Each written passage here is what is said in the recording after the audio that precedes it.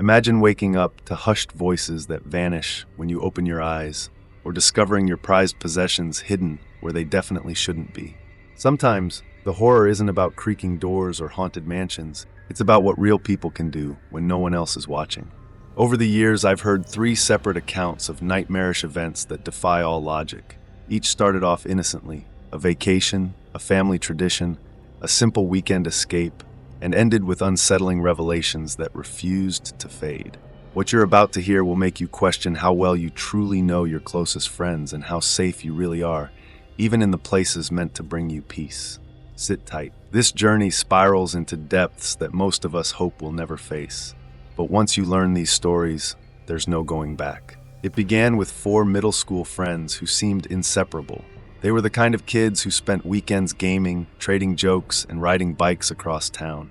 Summer break arrived and Greg, the wealthiest of the group, invited everyone for a weekend stay at his family's secluded summer home on a small island off the coast of Maine. The catch? No one had ever heard of this place, and Greg's family was oddly secretive about it. To the rest of the world, it didn't exist. No mention on social media, no postcards, nothing. On the long drive there, tensions simmered. The car was cramped, the weather was hot, and minor arguments broke out. One friend, Mark, seemed especially moody, glaring anytime someone sneezed or groaned. But once they finally boarded the ferry, excitement took over. They arrived at a house that sat like a relic from a different era. Small yet mesmerizing, the scent of damp wood seeping from every corner. It felt removed from reality, as though stepping onto that island meant stepping into someone else's dream. Almost immediately, things started going missing. A snapback cap here, a pen there. At first, they assumed it was the sea breeze or their own careless mistakes. Yet one friend in particular, let's call him Jay, began to notice a pattern. Items weren't just disappearing outdoors, they vanished from bedrooms and locked bags. That quiet suspicion grew when night fell. Around 3 in the morning, while everyone else slept, faint whispers drifted through the bunk room. Barely audible, they sounded like a broken chant in a language no one recognized. At dawn, they tried to laugh it off. Probably the wind, someone said.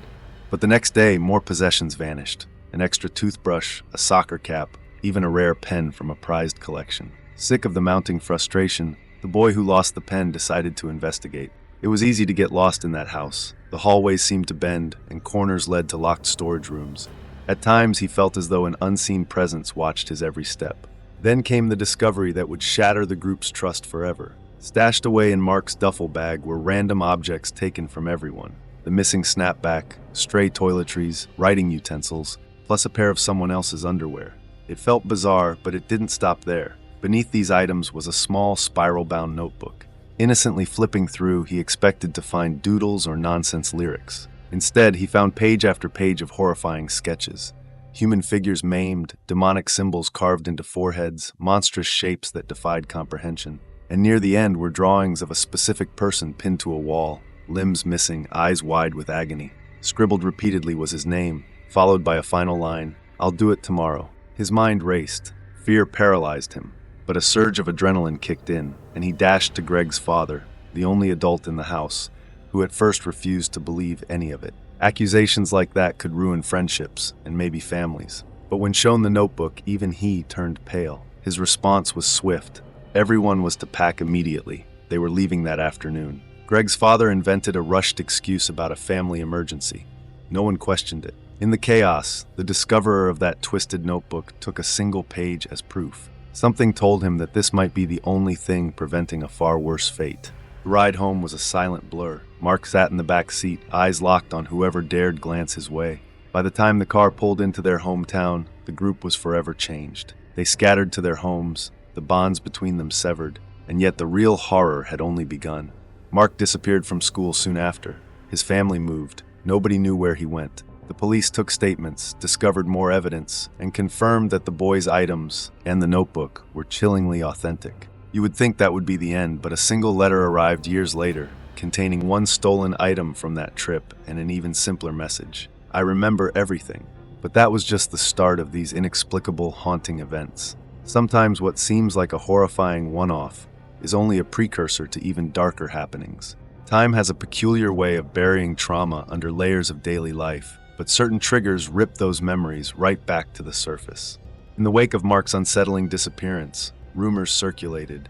Some claimed he'd been sent to a psychiatric facility. Others thought his family was in a cult that performed strange rituals. No one could confirm anything, especially as Greg's family stayed tight-lipped. The only tangible proof was a handful of disturbing sketches and the stolen items that ended up cataloged by the local authorities. Yet for the boy who first uncovered Mark's horrifying artwork, the nightmares never ceased. Night after night, he dreamt of the island's lonely house. Sometimes he saw Mark at the foot of his bed, scribbling names on the wall. Other times he was back in that bunk room at 3 a.m., hearing faint whispers he still couldn't comprehend. He found himself wondering if Greg's father had known more about that isolated island. Why else would the entire property be kept secret from everyone? Over time, subtle new clues surfaced. One rumor alleged that previous owners of the same house had vanished under suspicious circumstances. Another rumor suggested that Mark carried that horrifying notebook for years, adding new sketches each time he felt wronged or overlooked. Then there were whispered claims that the notebook was part of a larger, more sinister collection, as though it belonged to a group that thrived on twisted imagery and occult symbolism. No one could verify these stories, yet they circulated like a hidden stain on the community's conscience. All these chilling possibilities left him in a perpetual state of vigilance. Even moving to a new apartment didn't help, especially after receiving the cryptic letter with the stolen pen. He'd sometimes catch himself checking the windows at midnight, half expecting Mark's shadow to appear. Or he'd swear he heard whispering in the background whenever the house got too quiet. Paranoia, maybe, but the fear was real, fueled by the knowledge that Mark had once singled him out on a page that read, "I'll do it tomorrow." Still, nothing happened. No direct confrontation, no second letter. The tension only grew with every quiet moment. But as he would soon learn, malevolent forces can arise from even the most mundane settings. He questioned everything and everyone that came close to him. He lived in fear and uncertainty. As he continued narrating the story, he said, "I tried to push the letter out of my mind, telling myself it was only a prank. But that night, I couldn't sleep. Every thump and creak in my building made me jump. At one point, I forced myself to the window and glanced down at the dark street below. No one was there, yet somehow I still felt watched." The next morning, I woke up to 2 missed calls from an unknown number. There was no voicemail, but it made my stomach lurch. I spent the rest of the day in a daze, checking my phone every few minutes, half hoping it would ring, half praying it wouldn't. When night came, I tried to stay awake, afraid of what I might dream. Eventually, exhaustion overpowered me. I must have fallen asleep sometime after 3, because that's when I jolted upright, hearing the old floorboards outside my room creak. Minutes passed with no other sound. My heart was pounding so loudly, it felt like my ears were ringing. I grabbed my phone, ready to call the police if anything else happened. The hallway was empty, yet the feeling of being watched grew stronger, an invisible pressure I couldn't escape. I slumped against the wall, imagining Mark lurking just beyond my apartment door. The following afternoon, I found a small envelope inside my mailbox. It was blank on the outside. Inside was a single photograph of a middle school hallway, taken years ago. I recognized it at once. The battered lockers, the chipped floor tiles, even the specific bench where I used to sit waiting for the late bus. Somehow, Mark had that photo. On the back, in trembling handwriting, was my name repeated over and over, each one darker than the last, as if someone had been pressing the pen harder with every stroke. That was my breaking point. I reached out to the police, but they didn't have much to go on. Legally, it wasn't a direct threat, just an unnerving message. I called my old friend Greg, hoping he'd have insights into Mark's whereabouts, maybe a clue about the family's move. Greg was cagey. He said his parents had cut ties with Mark's family, and he knew nothing about Mark's new life. Still, there was a tremor in his voice, like he was holding something back. When I pressed him further, he swore he didn't know more. Then he changed the subject and got off the phone quickly. By then, I was keeping a bat under my bed and sleeping with all the lights on. Deep down, I wondered if it was just paranoia, if Mark was no real danger, just a strange figure from my past with some unresolved obsession. But I couldn't ignore my instincts. Not after the notebook, not after the missing belongings and that gruesome message. "I'll do it tomorrow." A few days later, I came home to find a smudge on my front door. Small, barely noticeable, but enough to unsettle me. It looked like someone had pressed a thumb dipped in ink or black paint against the doorknob. The police again had nothing concrete to go on. No workable fingerprint, no security footage in my building. As far as they were concerned, no crime had been committed. The next night, I dreamt of the island's bedroom again, with the bunk bed and the hushed whispers. This time in the dream, I knew the whispers were coming from Mark, though I still couldn't make out his exact words. When I woke up, drenched in sweat, I realized I couldn't stay there any longer. My lease was up in 2 months, but I started sleeping at a coworker's place whenever he'd let me. Meanwhile, I tried to pack my valuables and keep them out of sight, terrified something else might vanish or turn up in Mark's possession. I wish I could say I saw him in person, or that he tried breaking in, that there was some grand confrontation or a conclusive ending, but there wasn't. I moved to a different part of the city, changed my phone number, and asked my parents to keep my address a secret. Mark hasn't contacted me since. Maybe he lost interest when I went off the grid. Maybe he's planning something new. All I know is that even though I haven't received any more letters or photos, a lingering sense of fear follows me everywhere. Every so often, I'll catch a glimpse of someone on the bus or on the sidewalk and feel my stomach twist in knots, certain I've seen Mark's face for a split second. But when I look again, it's never him, or at least not obviously. I'm stuck with that final question the letter demanded. If he remembers everything, does that mean he's still watching, waiting?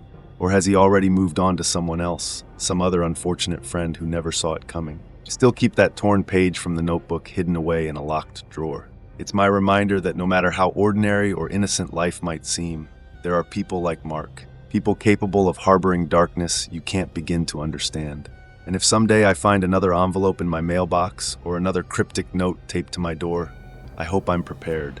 Because if there's one thing I've learned, it's that Mark doesn't do warnings. He does promises. Sometimes your own family, your own traditions can place you in the crosshairs of lurking evil. Every winter, a huge, tight-knit family rented a massive cabin in Vermont's snow-covered woods. It was tradition. Their vacation was anything but relaxing, though. It was all about hunting, shooting, and of course the big game of laser tag. They wore rugged gear, used industrial-grade equipment, and sprinted into the freezing woods with adrenaline pumping. The prize was a substantial pot of money, and more importantly, bragging rights until the next year. For one newcomer to the tradition, an 18-year-old who'd finally come of age, this was the ultimate rite of passage. The rules were deceptively simple. Every man for himself, no alliances, and the last person untagged wins. If multiple people made it to midnight, they'd split the pot. Tagged players trudged back to the fire pit, warming up as they awaited the final showdown. It was a straightforward formula that never caused any trouble until that night. Soon after the game started, the teen found himself trekking downhill, away from the cluster of relatives who'd all rushed uphill. The bitter cold stung his cheeks, but the moonlight reflecting off the snow kept the forest relatively bright. He tried to be strategic, weaving between trees, scanning for footprints. Time felt distorted. An hour slipped by in a flash, his mind locked on potential ambushes. Then he noticed footprints that didn't align with any relatives' tracks. They emerged from deeper in the woods, far beyond the usual play zone, and seemed to circle back. That was odd enough, but what truly spiked his fear was the realization that someone was watching him. A faint crunch in the snow behind him, a fleeting beam from a laser gun that flicked across the trees. He dove behind a trunk, expecting a cousin or an aunt to outsmart him. But whoever was there didn't approach. They just hovered, invisible in the shadows. When he finally mustered the courage to break cover, a sudden shot struck his marker, eliminating him from the game. Furious, he stood to confront the unknown player. By tradition, once you've tagged someone, you reveal yourself, but the shadow behind the tree never stepped forward. The beam remained locked on him, mocking him. Slowly, he edged forward, heart hammering in his chest. As he drew close enough, two unfamiliar figures emerged. He froze. Every hair on his body stood on end, because these weren't relatives. They were strangers. Their faces were concealed, but they both clutched gear that resembled the family's laser tag guns. Before he could yell, a third figure crashed through the snow behind him, wearing a ski mask and wielding a knife. The teen's instincts kicked in. He bolted, adrenaline surging, ignoring the strain in his legs. These three pursuers screamed unintelligible words, maybe not even in English, their voices echoing through the silent woods. The lights of the cabin came into view, and he prayed someone outside would see him sprinting in terror. That's when his Uncle Lucian appeared, real hunting rifle in hand, and fired warning shots into the air. The intruders stumbled, then retreated into darkness. Everything afterward blurred. The teen passed out from sheer exhaustion, collapsing in the snow. In the morning, the family realized multiple sets of footprints encircled the property, but it was impossible to follow every trail. The official story was that someone had dropped their laser gun, and these strangers had taken it. But why would they lurk around the woods for hours, waiting for someone to come within range? Why the bag, the knife, the furious chase? The police were notified. No suspects were found. The family left Vermont shaken, unsure if they'd ever continue their winter tradition. But in the face of such chaos, some people cling to normalcy, refusing to admit that unknown threats can strike even the places we call home. Sometimes your nightmare isn't some looming, faceless force. It's an inexplicable presence closer than we'd ever imagined. Vacations are supposed to be an escape, time to unwind, laugh with friends, and make memories. But for 4 college students, 2 couples eager for a budget-friendly getaway, this trip to Lake County, California became a chilling ordeal. The listing seemed perfect. A scenic rental hidden away in the woods, a hot tub, an antique record player, a cozy fireplace, and a promise of absolute privacy. The price was suspiciously low, but the photos looked lovely, and they convinced themselves they had found a hidden gem. The drive was a breezy 2.5 hours, with everyone crammed into a small convertible car. By the time they arrived, it was well after dark. The building appeared older than the online images suggested, with squeaky steps and windows that rattled when the wind gusted. Still, excitement dulled any sense of fear. The first night was mad fun. Board games by the fireplace, a glass or 2 of wine, and mild teasing about the gloominess outside. Everything changed on the second night. They'd finally convinced the most reluctant friend to hop into the hot tub. Laughter bounced off the screened walls as they played drinking games with music blasting. Then came a burst of blinding white light from outside. Instantly, every joke and giggle died. They shut off the music, scanning the darkness for a storm or a camera flash. Nothing. Seconds later, faint clicking noises drifted from several directions. One click from the left, another from behind the cabin, and a high-pitched whistle from somewhere to the right. The bizarre chorus of clicks and whistles grew louder, almost synchronized, like signals in the night. Panic set in. They scrambled indoors, locking every door and window. The girls were in tears, fear twisting their expressions. Moments later, someone, or what looked like a group of people, began pounding on the front door. Each thud reverberated through the narrow hallway. One of the men grabbed a kitchen knife, while the other frantically dialed the police. "We have a gun," he shouted, a hollow threat. The pounding ceased. Silence stretched uncomfortably long. Without warning, glass shattered in the living room. A rock had been hurled through the window. Taped to it was a sheet of paper. The words scrawled in thick ink, "Go away. You shouldn't be here." By the time the police finally arrived, the intruders were gone. The officers searched the perimeter, but found only footprints that vanished into thick undergrowth. Nobody stuck around after that. They threw their belongings together and fled into the night, resolving to never jump blindly into a cheap deal again. The Airbnb host apologized profusely and refunded them, but seemed oddly evasive when pressed for more details. Was it a prank, a neighbor's feud, or something darker known only to local residents? That sense of not knowing, of an enemy that vanishes into darkness, that might watch from the woods or from the windows, haunted them. And sometimes, the scariest part is just how easily these terrifying incidents can vanish into the realm of rumor and speculation, never fully resolved.